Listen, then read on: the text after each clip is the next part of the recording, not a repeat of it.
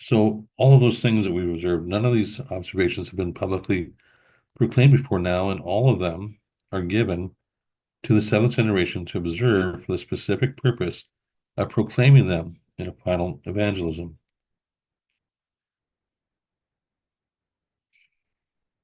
Well, we've already made numerous of these observations. The truth is, we're only beginning to digest the book and measure the temple. For example, the outer circle of the pie chart that illustrates the time from Adam to our generation is based upon taking the timeline from Adam to the atoning ministry, um, mercy seat ministry of Jesus, and multiplying this by 1.5 times crown event height of the ark that prefigures his return. But this is not the only prophetic evidence we have from the original tabernacle pattern that attests to the same timeline of his return in our very generation. In the same way, the holy days and ways were given for the tabernacle worship pattern in the tabernacle itself, the ark, mercy seat, fence, gate, door, veil, coverings, sockets, boards, corner boards, in the same way that they all attest to the timeline of his atoning ministry, the 4140 solar and 4200 prophetic years. These same tabernacle pattern observations attest to his glorious return in our generation. So we're going to look at one of those things in the tabernacle boards in reference to the end time generation. That has nothing to do with the Ark of the Covenant now. We're looking just at the tabernacle boards that we looked at, in the last chapter, last week. The 40 boards and the abomination of desolation. The abomination of desolation is a Bible term that refers to the desecration of the temple. The term abomination in the Bible refers to something that is hateful, sinful, wicked, or vile. The abomination of desolation is a detestable event that leaves the holy sanctuary desolated. It is foretold in the book of Daniel and referenced in the Gospels of Matthew, Luke, and Mark. The abomination of desolation was fulfilled when a pig was sacrificed on the temple altar, a statue of the Greek god erected, and pagan sacrifices were ordered under military threat to replace the twice daily offerings in the temple during the rule of Antiochus IV. Daniel 9:27, 11:31, and 12:11, the prophet Daniel predicts the abomination of desolation. In Matthew 24:15, the Gospel of Matthew cites Daniel as the source of the reference. Matthew 13:24 to 27, Jesus speaks of the abomination of desolation prior to the second coming. It's prior to the second coming, notice. Beginning in chapter 7 of the book of Daniel, the prophet Daniel foretells the ruling empires of the world in the exact order they proved to occur from Babylon to Persia Media, or Persia Mede to the Greek until the Roman Empire at the time of Jesus.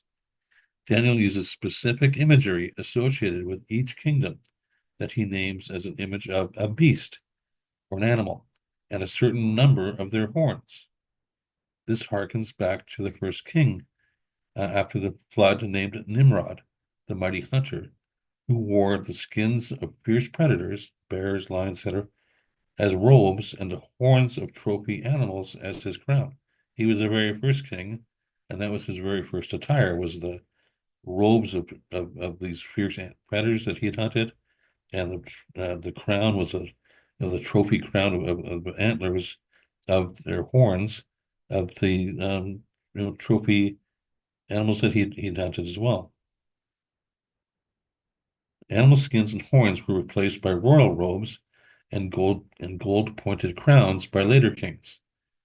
But the beasts of Daniel's visions represent the ruling nations, and the horns of each are their kings. Through his prophecies from chapter 7 to 12, Daniel foretold the exact history in advance of its occurrence in regard to those ruling kingdoms, the exact timing of the ministry of Jesus Christ, and foretold history stretching into the end time generation. Pertaining to the timeline of the beasts, ruling nations, and the horns, the kings, from the time of Daniel to the ministry of Jesus, follows. In the late 7th and early 6th century BC, The Neo-Babylonian Empire dominated the Middle East. The Kingdom of Judah began the period as a Babylonian client state, but after a series of rebellions, Babylon reduced it to the status of a province and carried off its elite, including Daniel, before eventually destroying the temple, capturing the temple treasure, and the remainder of the people into captivity.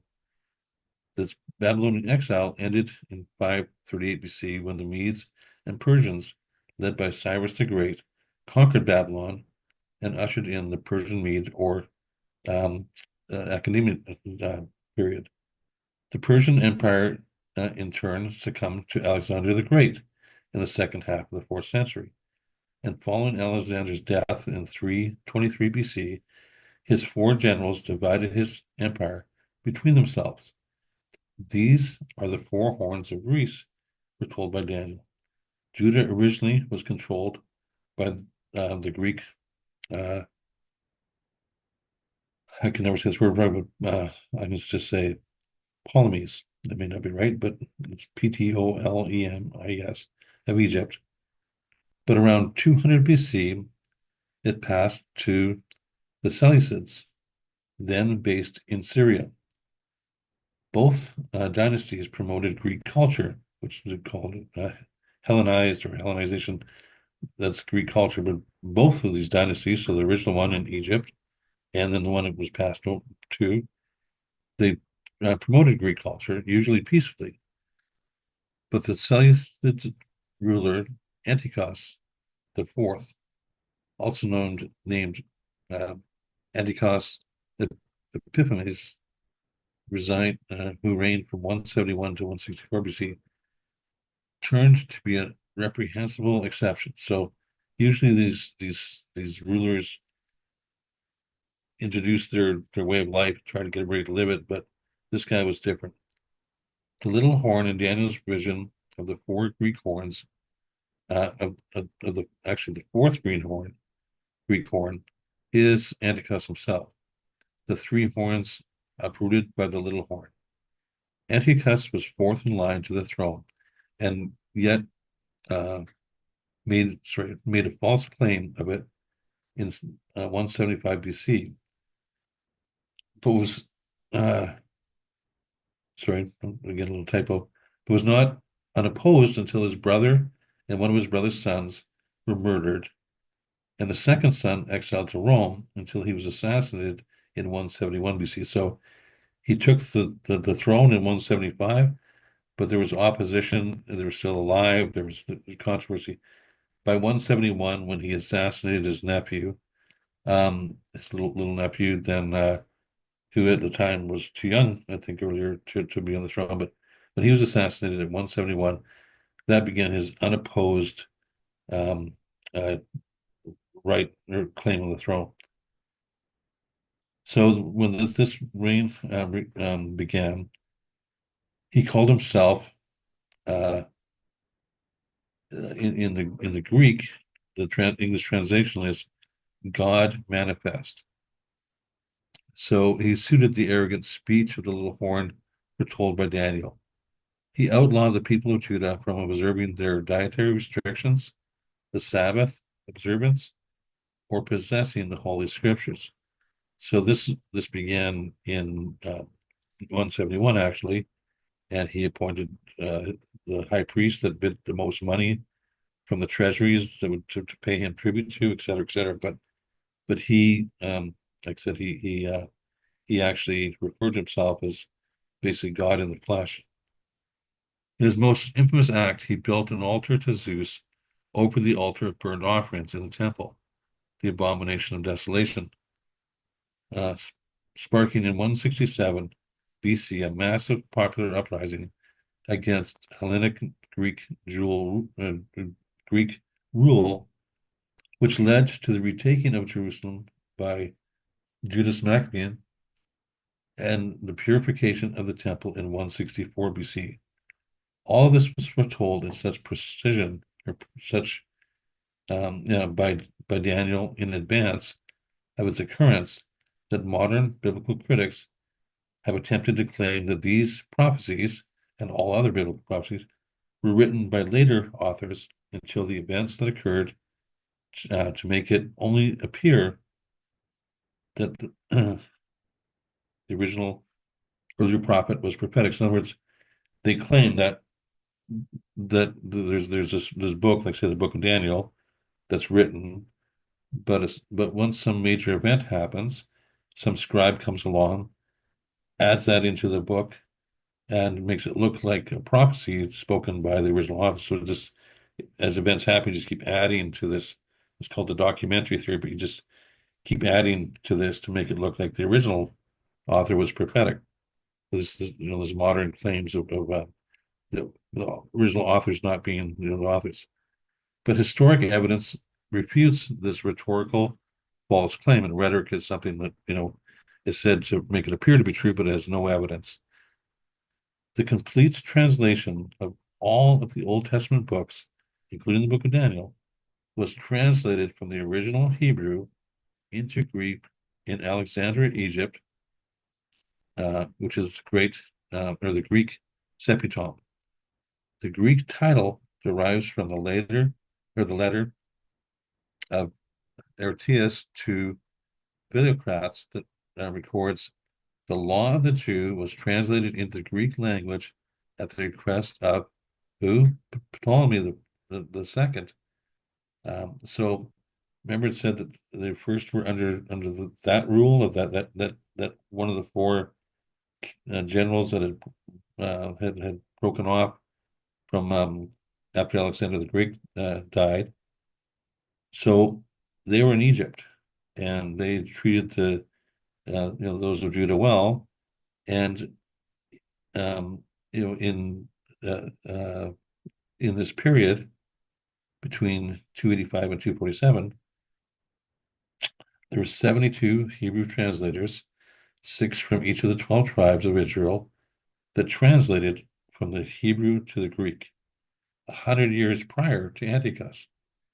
So for someone to say that this abomination of desolation occurred and was only written as a prophecy after the fact, the book was translated into Greek 100 years even before Antiochus. So it's absolutely false. It was, and its significance that it was translated that much in advance too. So the Greek Ptolemies of Egypt had a Greek translation of the Hebrew Bible prior to 200 BC, when control of Judah passed to the Seleucids of the lineage of Antiochus. Given this fact, it is easy to deduce why Antiochus held such contempt for the Jews and attempted to ban them from possessing the very book that foretold his illegitimate uprising to king, labeled him the little horn, and foretold his downfall, especially when you consider the humiliation he suffered en route to Alexandria with his army when he was met by a Roman general sent to tell him he was forbidden by Rome to attack the Greek Ptolemies of Egypt, and any such action would be retaliated by Rome. So in other words, he was going back there. He was going back there to attack again, and a Roman general knew this, and they sent him, and he met him in his army and said, "You're not going to do that. If you do that, you're at war with Rome." Antiochus tried to save face in front of his army by stating that he would retreat for the time being to consider the matter. At that point, the Roman general drew the historic line in the sand by drawing a circle around Antiochus in the sand and demanding that Antiochus proclaim his decision before crossing the line in the sand. So in other words, you could stand there all day, and the line was a circle right around him. I want your decision before you cross that line. And which means that if Antiochus said, no, I'm not gonna do that, he would have been slain on the spot. So with that, he backed down, and in his humiliation, he headed to Judah to put down an uprising caused by their rejection of the high priest that Antiochus had chosen for them. This is when the foretold abomination of desolation occurred and endured until his foretold and gruesome death a few years later, when the sanctuary was cleansed on the Day of Atonement by the high priest that the ruling and rebelling forces of Judas had chosen. 4,000 prophetic years in the tabernacle boards. The exact year that Antiochus became the unopposed king after assassinating his nephew occurred 4,000 prophetic years from Adam. 4,000 times 360 days equals 1,440,000 days from Adam. The number 40 and its multiples, 400, 4,000, etc., represent testing and judgment for man. 40 years of wandering in the wilderness, 40 days of spies sent out, reigned 40 days and 40 nights. The number of man in scriptures is 6, as in the day of his creation. Observe that 40 divided by 6 is 666, or 6 times 666 equals 40. So the number of man is 6, 40 is 6 times 666. Note that this divided little horn of the beast of Greece came into power exactly 4,000 prophetic years from Adam, in whose lineage was to have dominion over the world. I'm talking about Adam's lineage. The 13th chapter of the book of Revelation shines further light on this. Let him that have understanding count the number of the beast, for it is the number of a man, and his number is 666. Revelation 13:8 states that if one is wise and has an understanding to count the number of the beast, which is also the number of a man, the number comes to 666. 40 represents man, 6 at the fullness of his rebellion against God, 666, and in his arrogance in believing that he is equal to God. Daniel 7:25 foretold, and he shall speak great words against the Most High, and shall wear out the saints of the Most High, and think to change times and laws, and they shall be given into his hands until a time, times, and a dividing of time, which is 3.5 times. Antiochus fulfilled all of these abominations, trying to change times, laws, even take away the scripture, in the height of arrogance, in thinking he could change what the prophet foretold in only 3.5 and in only 3.5 years after the abomination began in 167 BC, the temple in Jerusalem was cleansed. So in other words, not only did he fulfill all these things, but it said to be given in his hand time. In 3.5 years, he was dead, and the sanctuary was cleansed. The coins of Antiochus were stamped God manifest, as were those of ruling emperors that followed, such as Julius Caesar. They all had it on their coins and stamped, Son of God or God manifest, but they all considered themselves equal to God, God manifest on the earth. The New Testament witnesses, including the risen Christ in the book of Revelation, termed the little horn of Revelation of Daniel as the Antichrist. This comes from the Greek term that means an opponent of Christ that seeks to replace him. So not only does he oppose him, he seeks to replace him. That no man deceive you by any means, for that day shall not come, except there come a falling away first, and that man of sin be revealed, the son of perdition, who opposes and exalts himself above all that is called God or that is worshipped, so that he, as God, sits in the temple of God, showing himself that he is God. 2 Thessalonians 2. Thus, the same little horn abomination of desolation has been illustrated in Scripture to be fulfilled at the time of Antiochus as a warning by Jesus of the pending Roman destruction of the temple that occurred 40 years later in 70 AD, and most especially a specific prophetic sign to the end time generation. So in other words, this same prophecy has several different fulfillments. The first fulfillment begins at Antichrist. The second fulfillment foretold by Christ is the Roman destruction of the temple. The third, explained in Revelation, by Christ and by the apostles, in John 2, etc., and some of Paul's writings, is the end time fulfillment of this.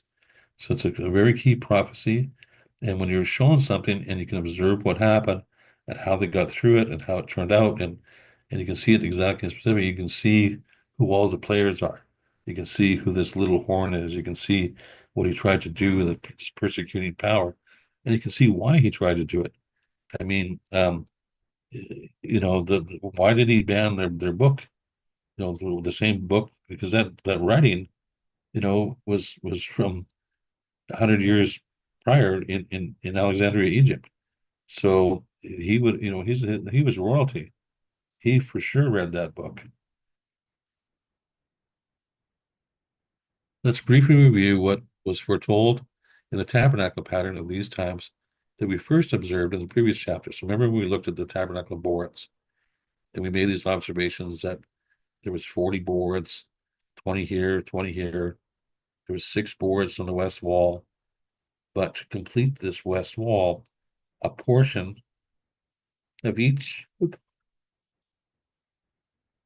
of these 2 corner boards was required, because this was to be 10 cubits long, and 6 times 1.5, which is their uh, length, equals 9, but their width being 1.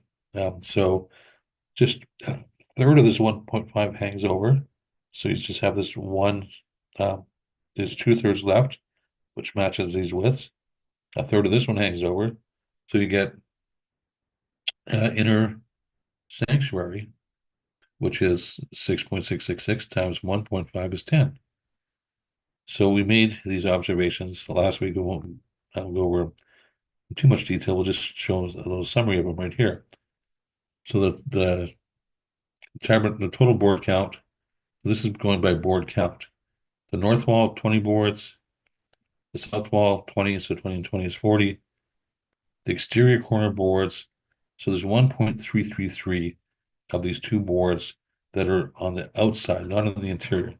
So 40 plus 1.33 equals 41.333.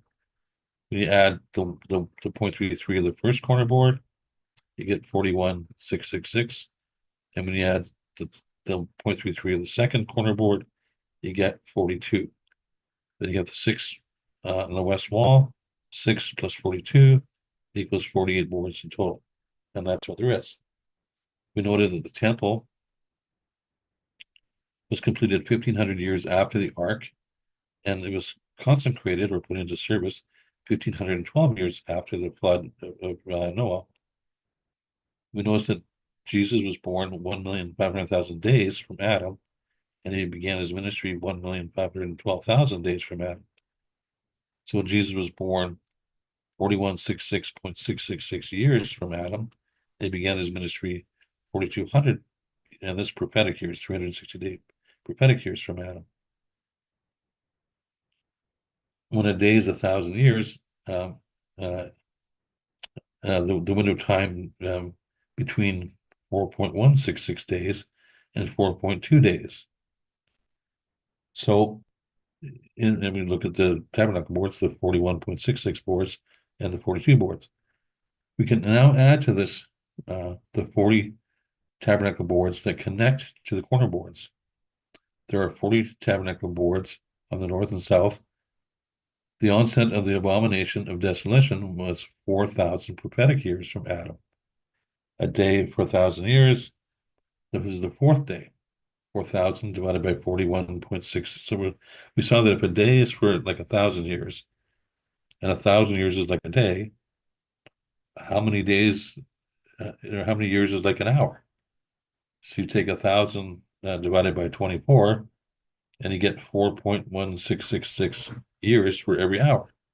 So just as a backup, I always like to divide the 4,000 by 41.6666 years. And you end up with 96 hours. When you divide 96 hours by 24, you get 4 days. So a day is like 1,000 years, 1,000 years is like a day. So this this is a prophecy or foretelling these 40 boards of this abomination desolation just as much as the 41.666 and the 42 boards foretell of the time of Jesus. The veil separating the most holy place was hung on the 666 board. So in other words, for it, because the most holy place is 10 by 10 by 10. So inside it's 6.666 times 1.5 is 10. But also on the north and south, it has to be 6.666 times 1.5. So it's the veil was hung 2/3 of the way through the seventh board, so 6.666, which means that on the most holy place or the holy place, which is 20 by 10 by 10, it's also 13.666 on each side. So I'm trying to show you that here. The veil separating most holy place was hung on the 666 board, which is 10. So on the one wall, 20 by divided by 666 equals 3 on the south, and 20.666 equals 6 altogether. So in other words, 3 from the south, 3 from the north. That's 3 times 66666 equals the total 20 boards when you count the measurement rather than the boards.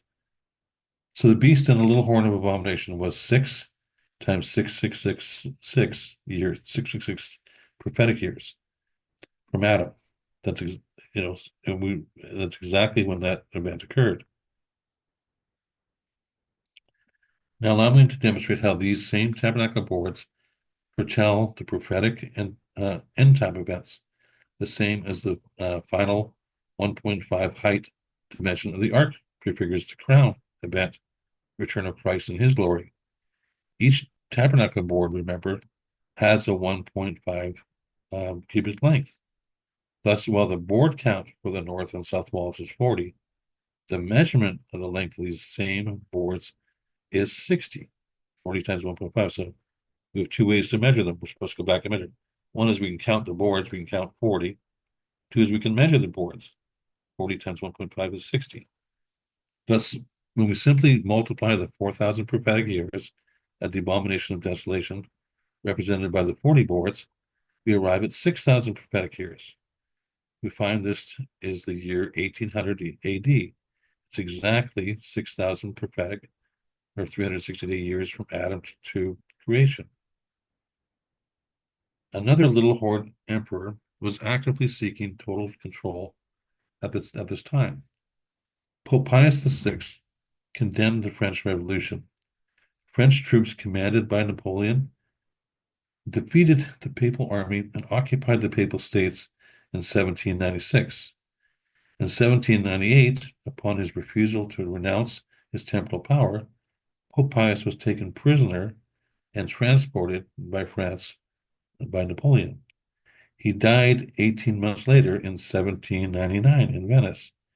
It is interesting to note that both Napoleon and Anticost died at the age of 51 from such horrid and staunchy illness, it repulsed even their own men. So 1800 prophetic years marks the end of that in 1799. So this occurred exactly at 1800.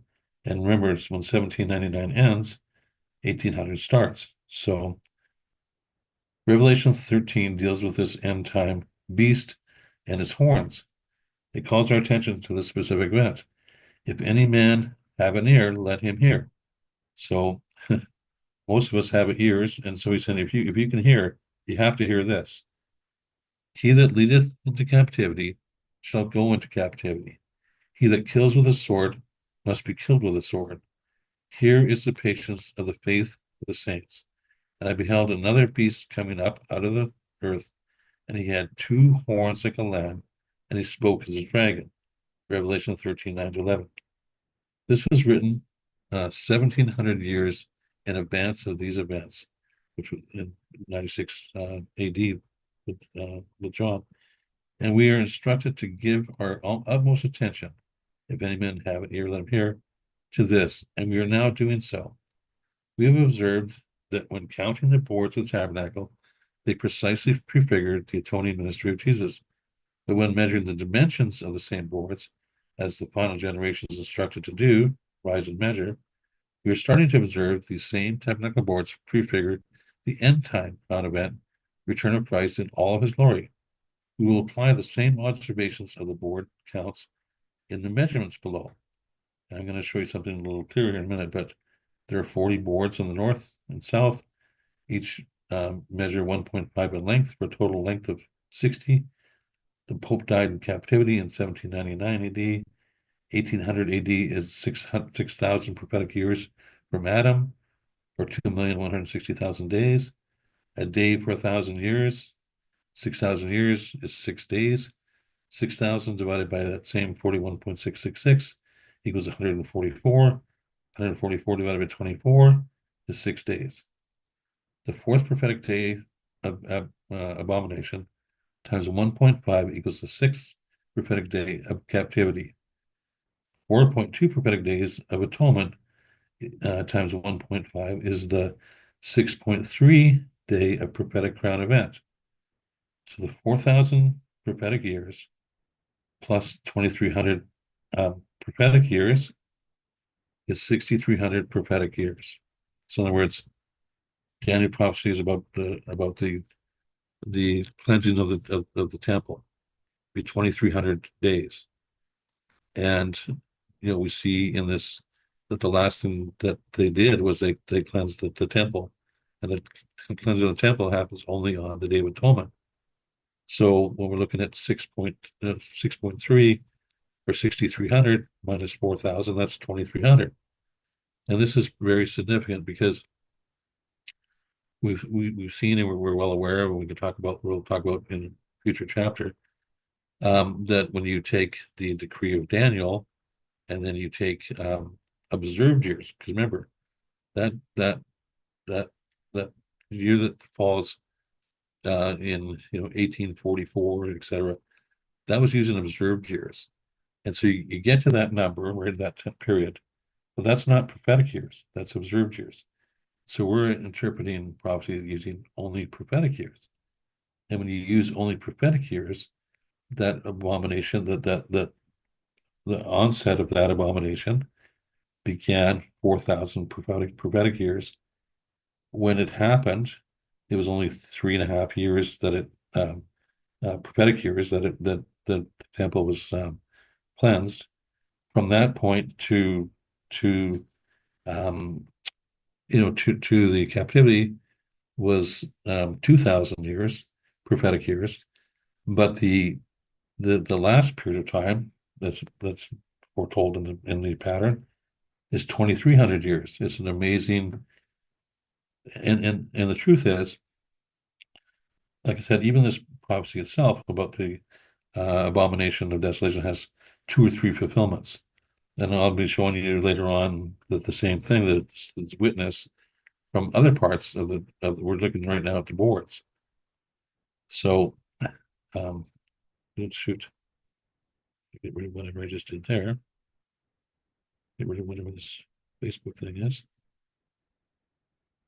So we obtain a clear understanding of these observations when we return to measure the holy feast days of the 7th month. So we looked at the boards. Now let's go back and look at the feast days. Now, not only to observe them, but to actually measure the time of their given observations according to the original pattern revealed to and recorded by Moses, in accord to the instructions given our generation to measure the altar and them that worship therein. So we've looked at that, we observed the pattern, etc., but we haven't measured them in terms of their time. The holy days and feasts are those instructed, are those instructions given to those and them that worship therein, the tabernacle. The feasts that predominantly prefigure the atoning ministry of Jesus are the early feasts. The feasts that predominantly prefigure the return of Christ are the final feasts of the seventh month. The first feast of the seventh month began the first day of the seventh month in the Feast of Tabernacles, sorry, of trumpets. It consisted of blowing of the trumpet each day, beginning at the first setting of the new moon, to prepare people for the looming Day of Atonement to occur on the 10th day of the seventh month. It is interesting to note that the new moon is among the darkest nights of the year, when only a sliver of the moon illuminates the night sky. The full moon occurs 15 days later and is the brightest day of the month, or it should be the night of the month. And the 15th day of the seventh month is when the final Feast of Tabernacle occurs. Using the prophetic calendars, that's 12 times 30 days per month equals a 360-day prophetic year. The sixth month ended after 180 days, 6 times 30, and the first day of the seventh month of trumpets began. Based on this prophetic calendar, the Feast of Trumpets ended and the Day of Atonement began after 189 days, when the 190th, 10th day of the month began. Now we can prophetically measure this. Observe that then that trumpets began at the end of the 6 months.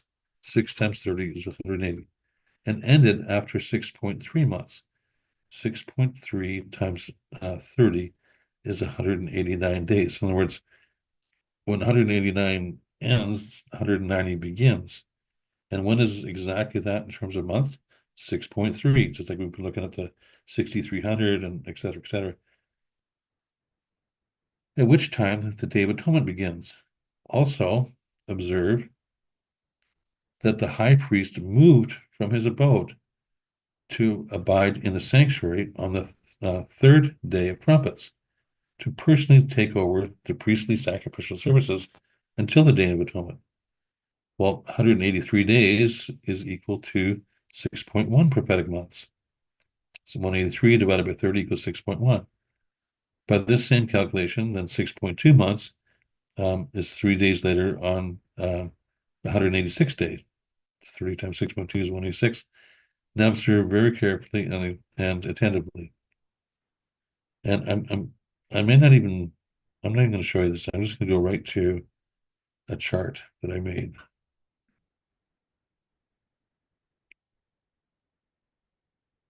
You can take a little bit of time on this now that we just go right to it.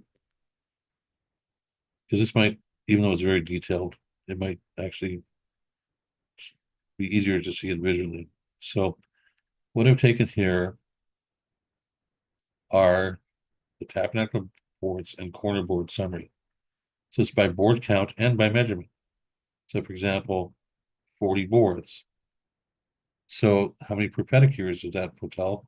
The 4,000, like we looked at previously. What date did this occur? When was the 4,000 prophetic years? 171 BC.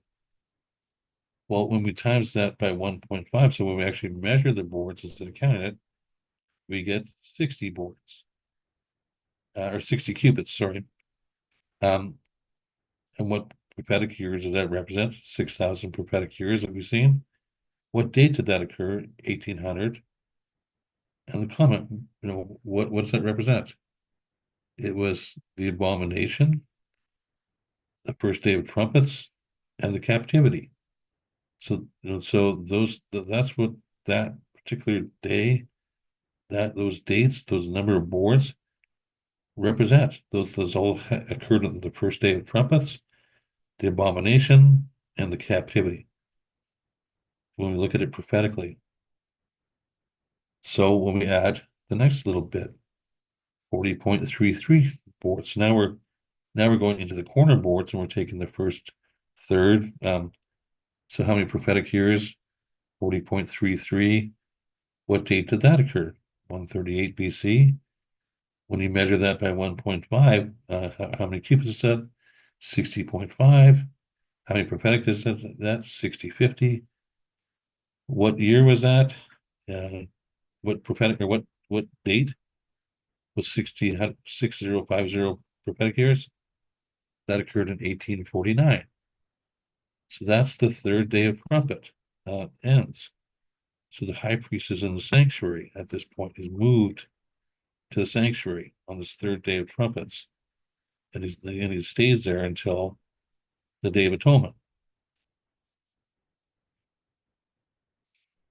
We add a little bit more, another little third of a board, 4066. But that's so we get to, when it's rounded off here, like 40, 46, 7. It's really 46, 6, 6, 6, 6, 6, 6. So we're just rounding off. So prophetic years, 4067. What date is that? It's 105 BC. When we take the measurement of that times 1.5, we get 6100 prophetic years.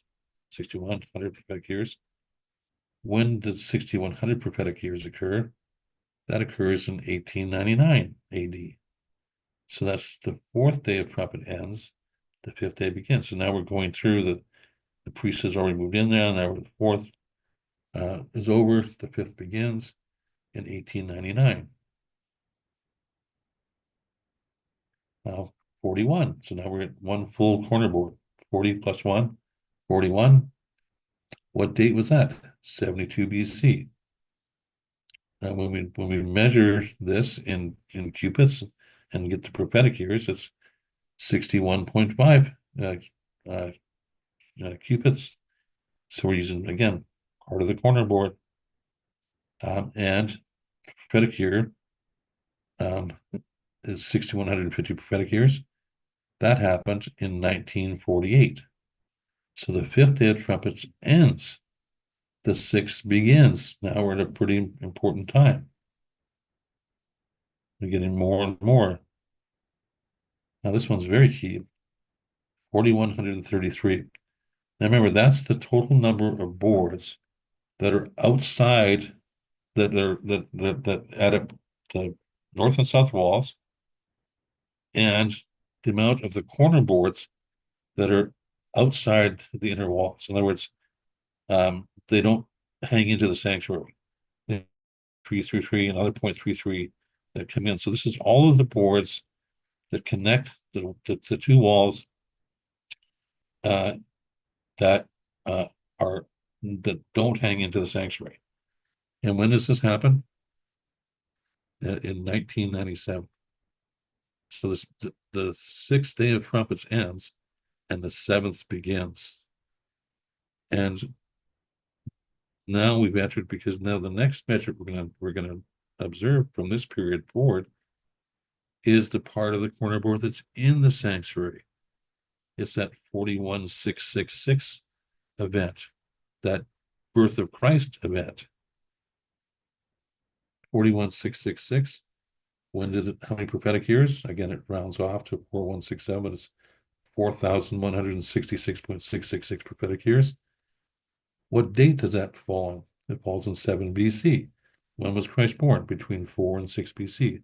So that many years pass, and that's exactly what 4,166.666 prophetic years.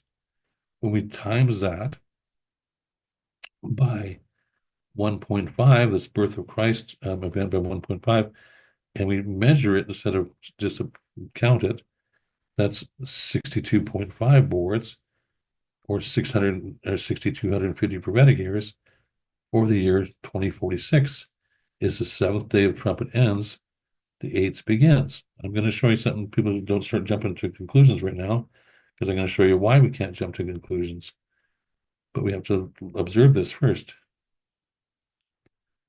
4,200, which was Jesus was began his ministry in 27 AD at 4,200 prophetic years, or 4,140 observed.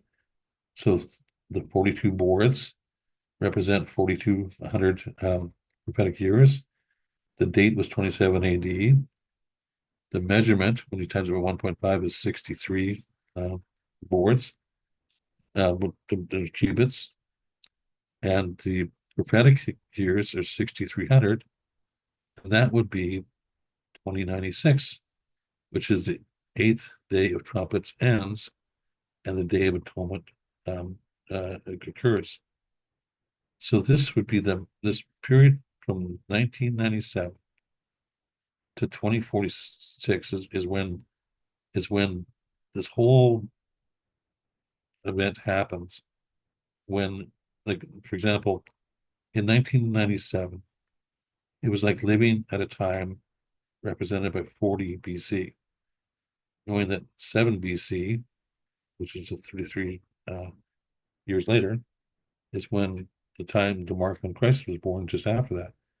So back in 1997, which is 27 years ago, is being like 40 BC. So we're not just living in the time waiting for the final fulfillment, because at 41666, that's the end of that fulfillment, that it's been fulfilled. Now we move on to the next, which is the 4200. So we're living in a time that is, close, close to this type of time. But I want to show you something that's very, very important. That's why I've been really careful of how I share this.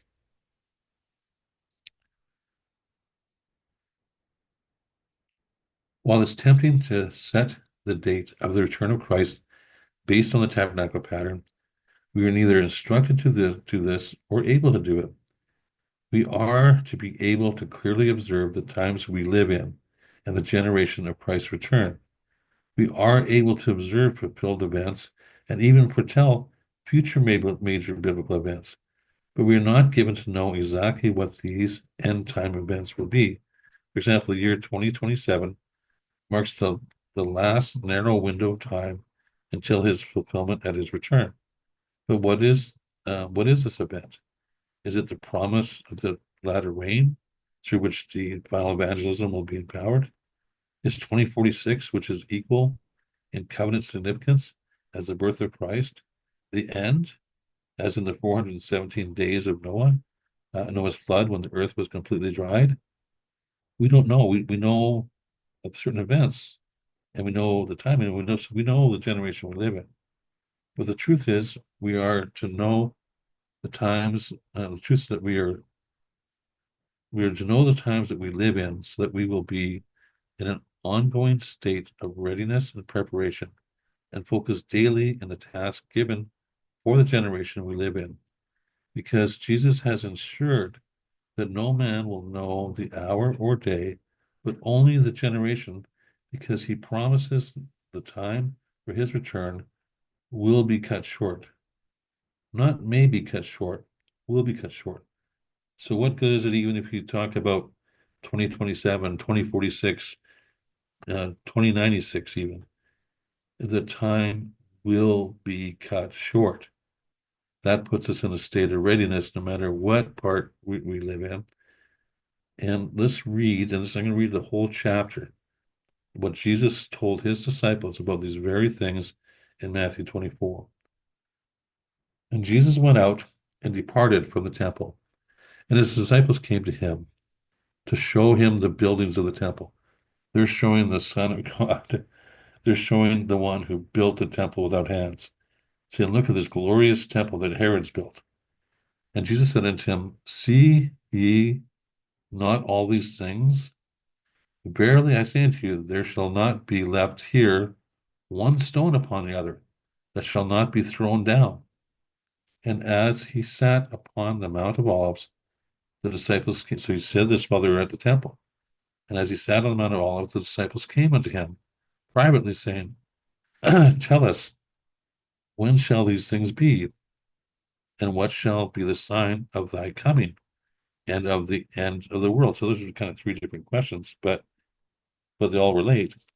So, and remember, I told you that this prophecy of Daniel, was used to talk about the Roman destruction and the abomination of the temple, destruction of the temple. Well, Jesus is talking to his apostles who are gonna live through that.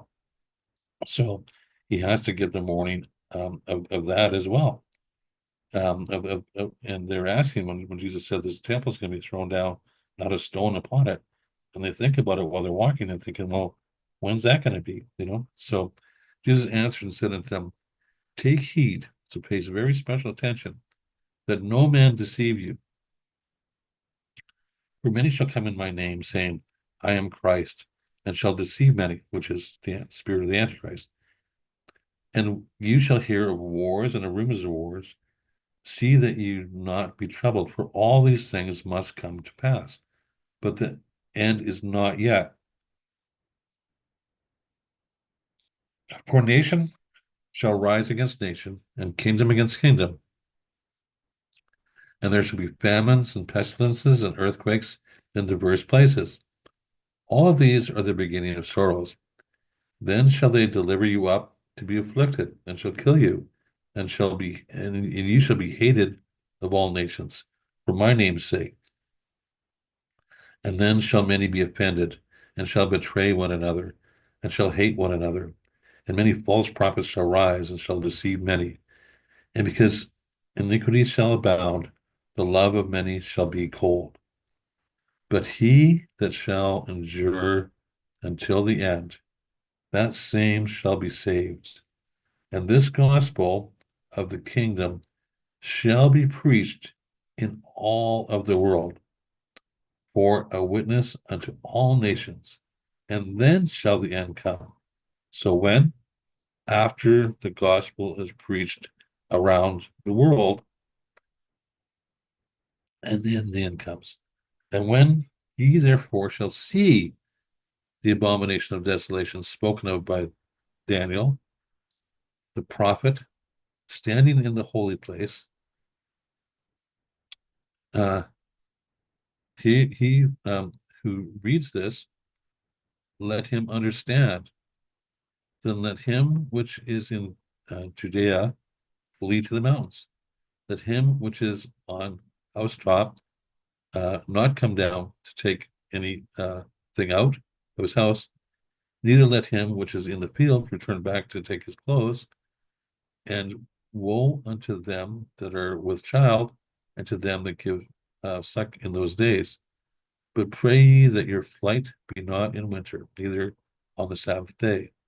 For then shall be great tribulation, such as was not since the beginning of the world, to this time, no, nor ever shall be. And except those days should be shortened, there should be no flesh be saved. But for the elect's sake, those days shall be shortened. So we have this news going out, this evangelism going out, throughout the world, but then a sign of the abomination of desolation. Oh, not the one that happened at 6,000, but the one that will happen at the end to as a sign to the last generation that it's time to quit evangelizing and to hit the high road out of there. Just as his apostles and all Christians at that time, all believers, when they'd finished evangelizing the world, they saw the sign of the mounting army, and not one Christian on record was injured or killed when the Romans came in and sacked the temple. But many of the Jews went in there as a sanctuary, thinking that the Romans wouldn't destroy it, when actually they had every mind to destroy it and to take all its treasure. So they went in there, and a million, men, died. But because of this warning, and they had already evangelized the world, by that time. Many of them were already dead, martyred. John was still alive, and others, but so that warning and that flock was after the evangelism of the world, and a sign was shown that Jesus had warned about, and they got out of there, and the rest didn't. They didn't. They because they didn't believe the revelation was preached, to the whole world, but they didn't believe it, and so, when you don't believe the truth, you can't change it. It just means you never believe the truth.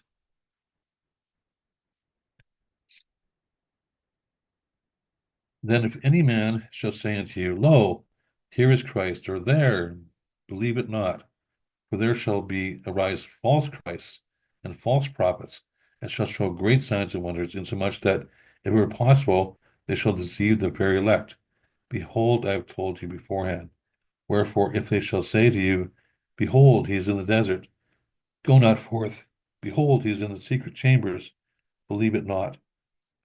For as the lightning cometh out of the east, and shineth even to the west, so shall also the coming of the Son of Man.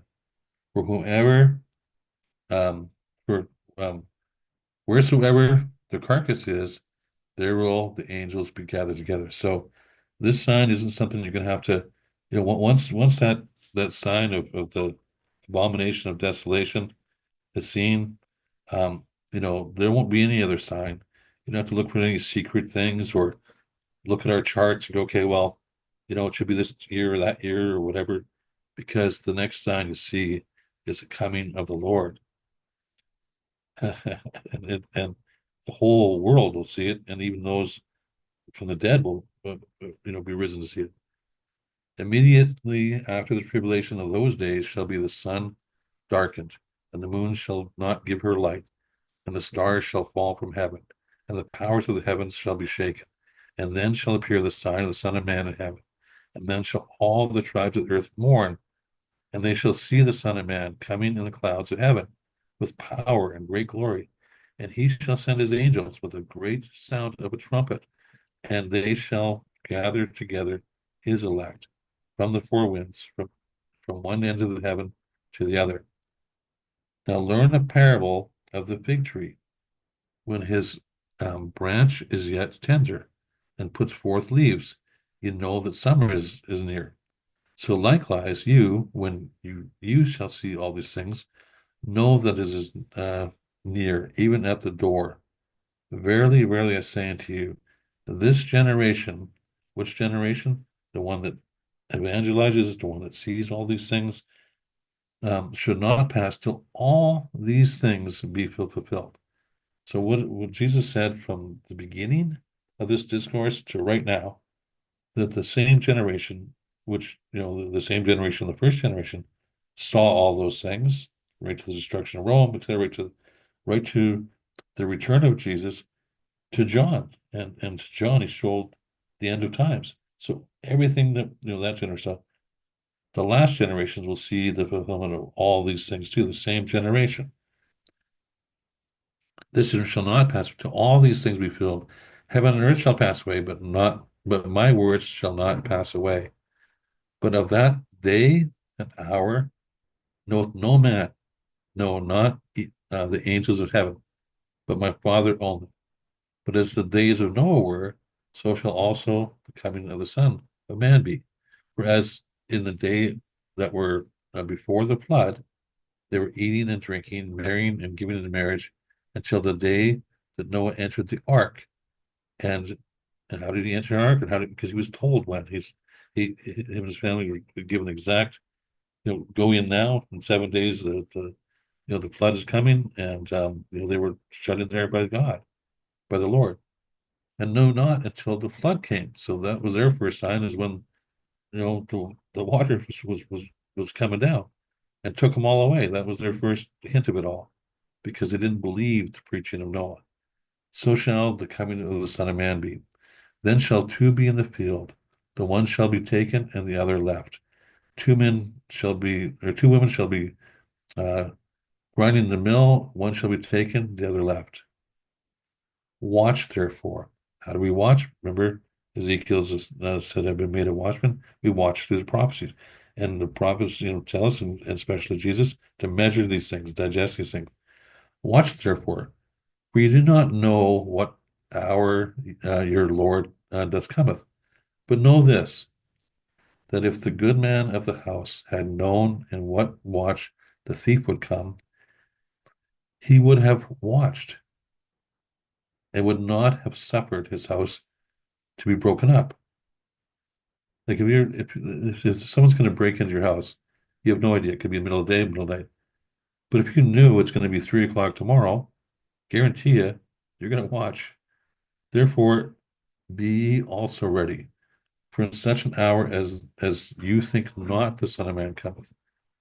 Who then is a faithful and wise servant, whom his Lord hath made ruler over his household, to give him meat in due season, or food in due season? So When you need it, he's providing this in advance.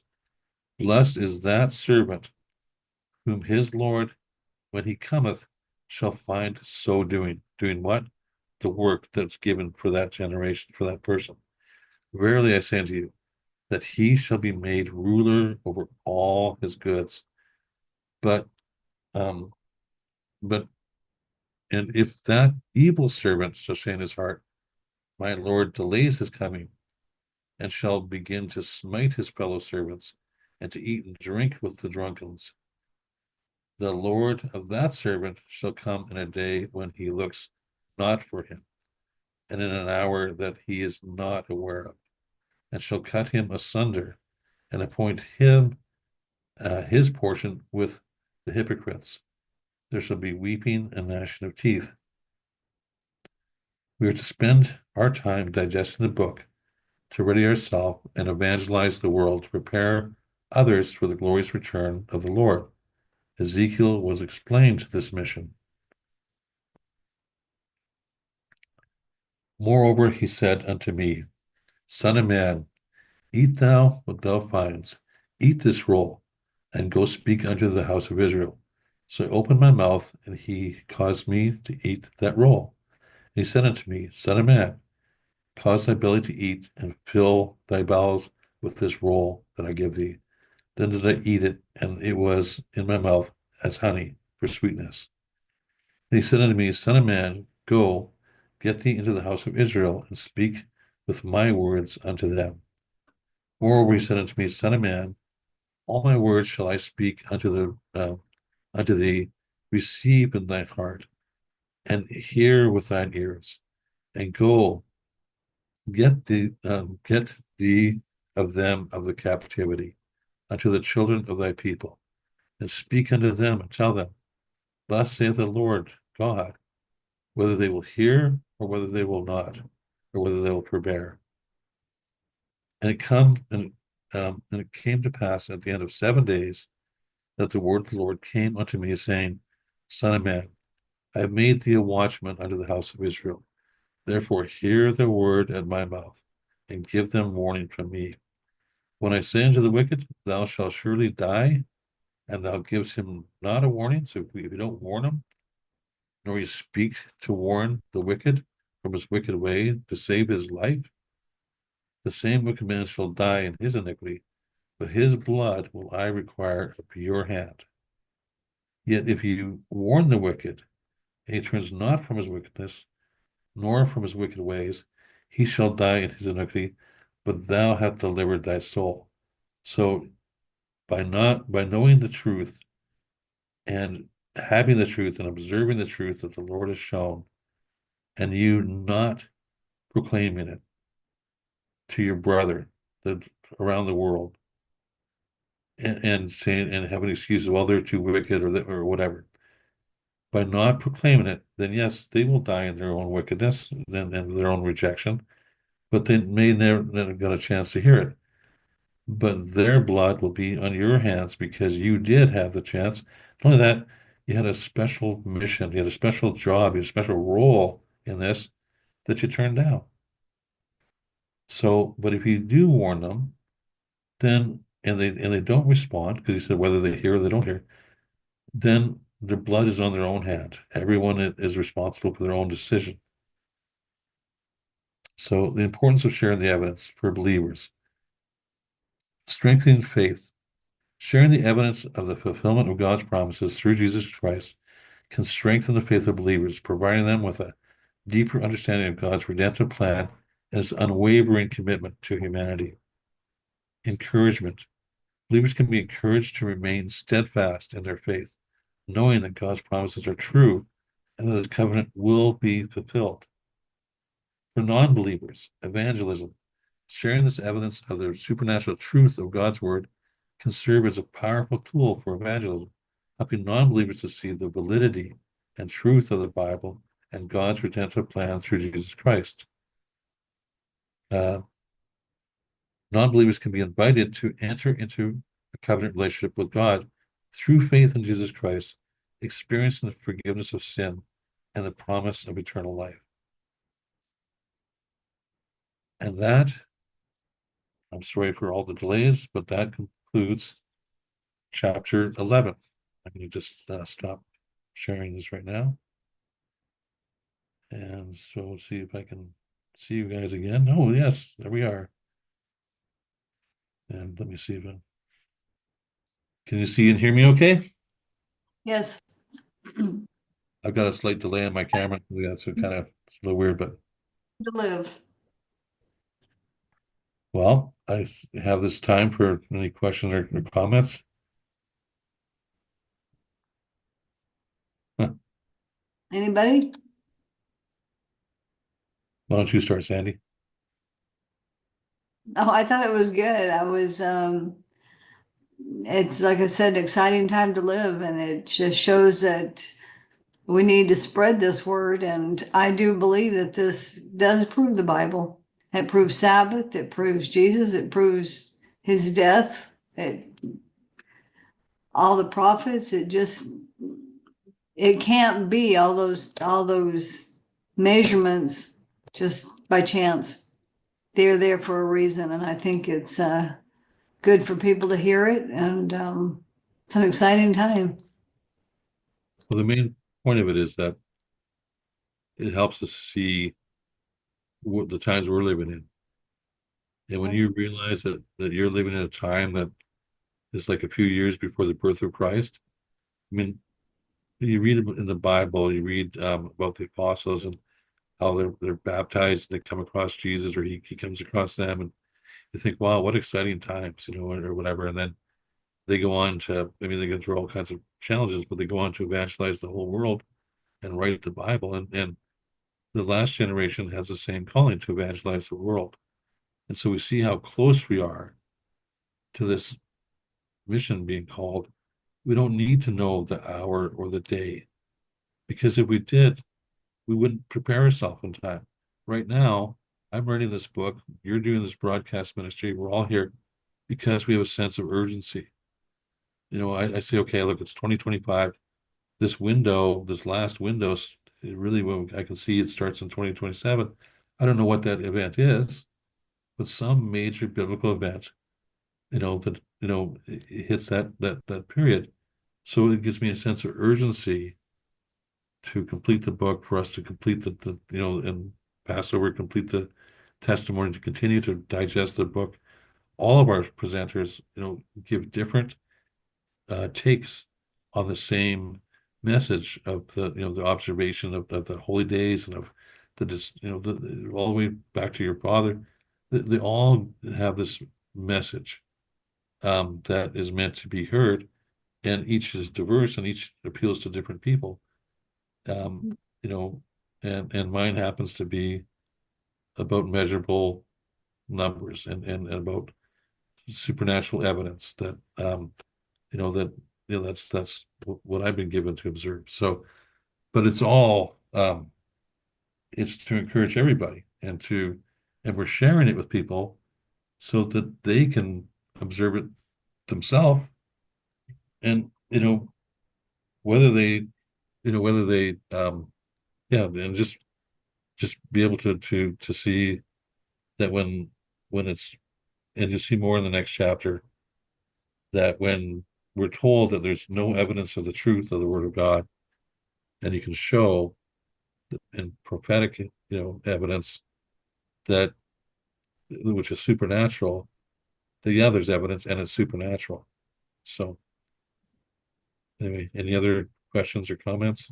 Yeah, Brent, I have shown numerous times that it's like Christ, when he did in Matthew, Mark, and Luke, he says the question was signs of your coming. That's the second coming, and also of the end of the world. And Right. Mrs. White has time and time again put the abomination of desolation and those things as having a future event. Yes. That is not taught in our church today. No, nowhere. Because it says established on two or three witnesses.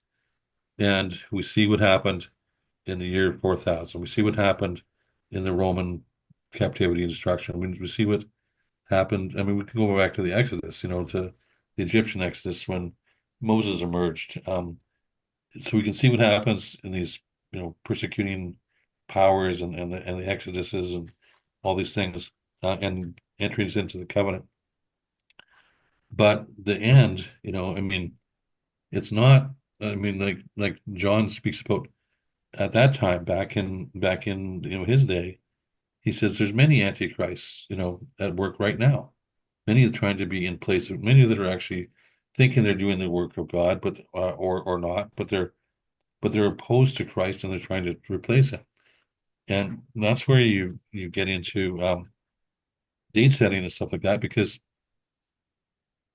you can be right about the event, or right about the time, but wrong about the event. And that does more damage than any good will ever have. So if you say that in 2027, Christ is going to come, or this is going to happen, and then it doesn't, some other major biblical event can happen. It doesn't matter because you told the world this was going to happen, and you had no right to do that. The only time you can really say it's time to end the evangelism and head for the hills is when that people see the sign of the abomination of desolation. That's the sign to get that it's over. There's no more, Mr. You've already said it. Everyone's blood is on their own hand then, their own decisions. Those that have not believed, are going to be like, those that headed for the wrong place for harbor. They headed for the temple, which is about to be destroyed, But the ones that believed headed for the hills, away from every urban center or whatever. So some people right now are saying, "Oh, I'm going to head to the mountains right now. But it's nice to buy property or do these things." But what sign have you seen, of the abomination of desolation? Are you sure that your evangelism should cut off now? Are you sure that you should isolate yourself from everybody and not be telling them the truth of the Lord? Or, are you not willing to live up to what this generation is called? So, it's the point of today's, the very first thing Christ said in his ministry is he proclaimed the fulfillment of of Isaiah. He proclaimed it. So he's the second witness to what the first witness said. And our goal is to proclaim what Christ said in the book of Revelation, to obey his specific instructions, go measure the temple, digest it, and come back and report it to everybody else. That's our job. That's our task. Whether it's believed or not believed doesn't really affect the fact that we don't know the hour of the day precisely, just the times, the general times, makes us a lot more ready, a lot more urgent, and a lot more prepared. Because who's to say that 2027, and who's to say it's 2026, just before the stroke of 20, that Jesus comes then? It's totally up to the Father and totally up to when that will occur. So anytime, because since 19, 98 or whatever it was when I had that on the chart there, we have entered that period of time that goes inside the sanctuary, awaiting the event that's equal in magnitude and significance to the covenant as the birth of Jesus. We're living in that time now. We have been for 27 years. So that just shows you how close we are. And you have the Pope on his deathbed. You have Trump as the new president. You have, who's going to be the next Pope? What kind of changes in the world? What kind of things are going to shake out in the next, between now and this short time of 2027? So we can't control that. We can't even really worry about it. What we can do is continue to do the work we're doing. And I mean, we all have jobs, different things to do, but the work of this ministry and of this broadcast ministry is to proclaim the truth to the world. That's why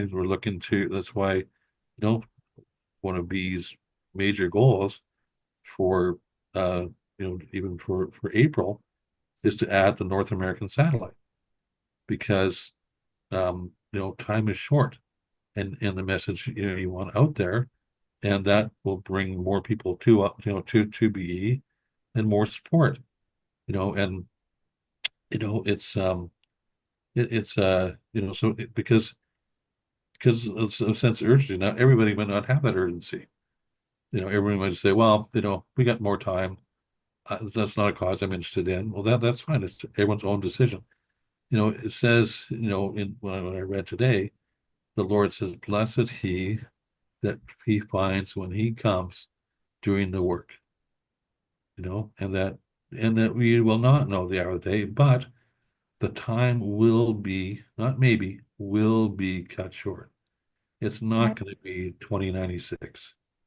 It will, could it be 2095? Yeah. Or it could be 2025. But it will not be, the time's cut short because of the great tribulation. Because something is going to happen. The desolation of abomination desolation is going to happen sometime between today and all these things happen in the world, and where that that's no longer time to evangelize. That Well, the work is done. Mrs. White also says that the National Sunday Law will come about because of the calamities that occur. And people will leave that completely out of the picture. They just say, well, the Congress is working on a National Sunday Law now. Well, they may be. But Mrs. White says it comes about because the people want the calamities to stop. And they said that the calamities are occurring because these stupid idiots keep the seventh-day Sabbath. Basically, that's my words. Right. Well, and we have lots to discuss next week. We've come a long way when you think about chapter 1, talking about the covenant, and looking at the Ark of the Covenant and the mercy seat, which we spent a lot of time on, covered to show how they were all prophetic. Then we showed the tabernacle boards and the coverings, and now we're looking at the same things towards our generation, which we haven't spent as much time on. So the next chapter, the next week, kind of polishes off, the testimony for our generation, and so looking forward to that. But any other questions, comments? Sorry for being late again. I had no control over that. Those things Bob, happen. book will be available. We can't guarantee, but we're hoping. Yeah, our goal is that that at Passover, that the book is published and available on Amazon, which means a lot of things have to happen very, very shortly. And I'm going to be finished writing, the by next Sabbath, and it'll go from there out to the editor and get ready for publication. So my goal is because next Sabbath I'm presenting part 1 and 2 of chapter 12. Then the book is finished, and I'll have to do a quick review, edit of it, send it off to others. So it's definitely getting close to completion, and our goal. So next week is March 8th. We have a tight timeline to to get it done, but it's supposed to be 6 weeks to be the average time, and I can see if I can get it rushed. So that's my short answer. Sounds good. I'm just really excited about it all. I'm not saying this ministry is it. I'm not saying it's the best there ever is, but I think my dad had a plan, and I think God was with him, and it just keeps on going. And I really think that what we present is very important for our day, and it just keeps spreading, and we need to get it spread because we do let people know in a kind way that the end is coming and you need to be ready. And it's going to be too late to get ready. We need to be ready. So, Well, You're anybody right, else? Sandy. We need to be ready at all times because even we don't know when our individual time is, Right. absolutely. or the coming of Abel? Christ. Abel, did you have something? No, I was just gonna mention to Brent that I was off maybe 4 years because you said 1998. I had it at 1994. That put me to 2044. So I was off between I didn't study it too much. It's just a simple understanding of it. But my understanding was from 1994 to 2044. In that time period, the Lord would come. Well, you see today that 2046 marks the end of the earlier, the birth of Christ period, the 41666, it's the end of that, not the beginning of the end of that period. And the beginning of that period begins like in 1998. So that window was very significant. So, you're not far off of what the pattern predicts. And like I said, nobody can know everything, but according to that pattern, that's the window. And like I said, I find it interesting, in the flood,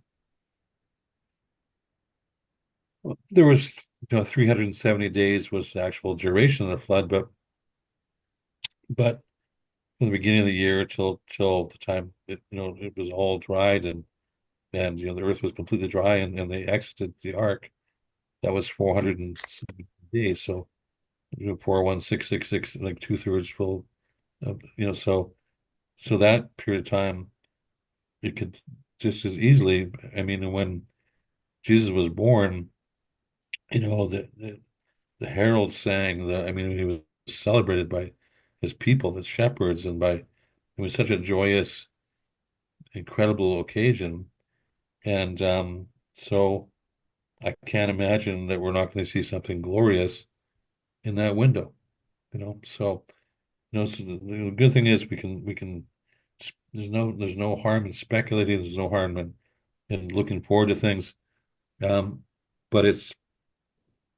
in reality, we all have to, like, Marty said, we could all, pass at any time. So, but as a group, in the unity of the spirit, we do have to, um, uh, be about that work, we can't just keep it all.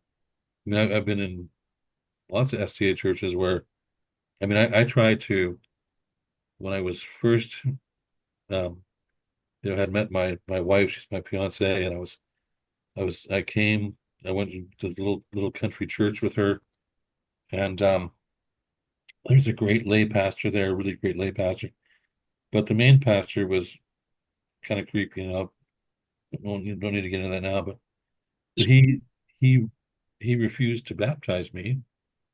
First of all, he told my wife that he wouldn't marry us because we're unequally yoked, well, because I wasn't a Christian.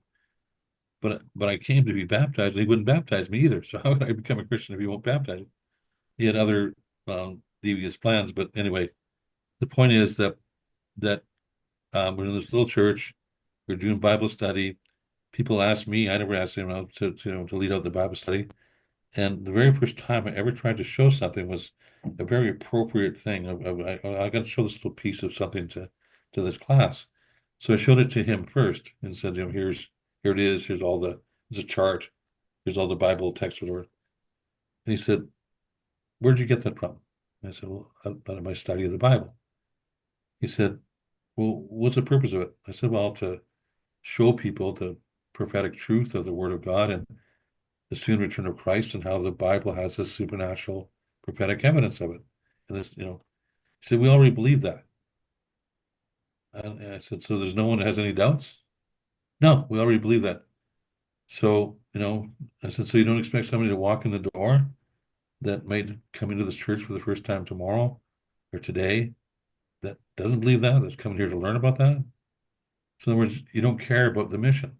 So long as your little group knows, as long as you can spend every Sabbath talking about the same old thing, wah, wah, wah, wah, wah, going over the same, and as if you were the one that came up with it.